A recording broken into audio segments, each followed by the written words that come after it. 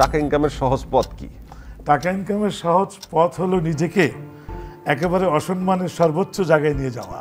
ওকে, আদর্শ জীবনের সংজ্ঞা কি? আদর্শ জীবনের সংজ্ঞা আমার কাছে তিনটি। বলবেন?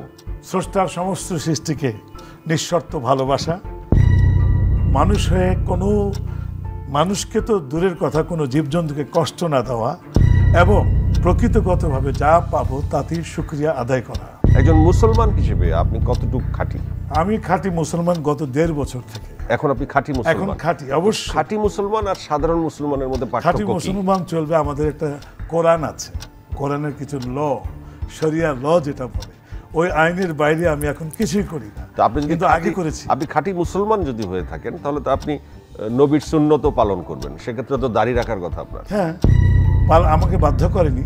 বাধ্য যদি ফরজ হতো ডেফিনেটলি আমি রাখতে বাধ্য হতাম। সুন্নত তো আপনার জন্য বাধ্য না, যদি পালন করেন নবীর প্রতি শ্রদ্ধা অনেক বেড়ে যাবে।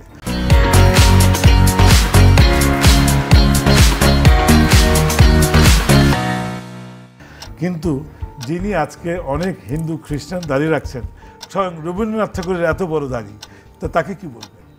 দাড়িটা কি, আমার মনে হয় না it should B a place that এটাই নবীর একমাত্র সুন্নত। রূপচর্চা বা শরীরের চর্চা কি কি করেন এখনো এই সময়ে? এখন আর কিছু করি না, করতাম।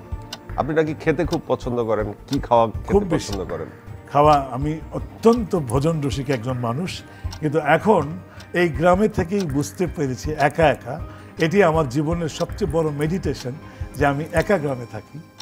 আমার ছোট বোন আছে, ওরা আমার দেখাশোনা করে, ওর ছোট ছোট দুটো বাচ্চা আছে, এবং গ্রামে আমার নিজস্ব একজন প্রাণের মানুষও তো চলে আসতে পারে যে কোনো সময়। কিন্তু এই একা থেকে যে উপলব্ধিটা আমার হয়েছে, তাতে আমার মনে হয়েছে আমার আর রূপচর্চার প্রয়োজন নেই। যেখানে বিদেশি সেটেল হচ্ছে আমাদের দেশের অনেক শিল্পীরা, চলে যাচ্ছে বিদেশে নিরাপদ জীবনের জন্য, সেখানে আপনি দেশের রাজধানী থেকে গ্রামে গেলেন, এই পার্থক্যটা অন্য শিল্পীদের সাথে আপনার, এটি আপনি কিভাবে বিশ্লেষণ? প্রথম কথা হলো যে আমি যে মাটিতে জন্ম নিয়েছি এর গন্ধটা তো আমি ভুলতে পারি না, কেননা এটা সত্যি কথা। আমাকে জোর করে ফ্যামিলি থেকে ক্যানাডাতে নিয়ে এসেছিল। আমরা সকলেই কিন্তু ক্যানাডিয়ান সিটিজেন, আমি একমাত্র যে আমার পাসপোর্ট আমি ফেলে দিয়েছি।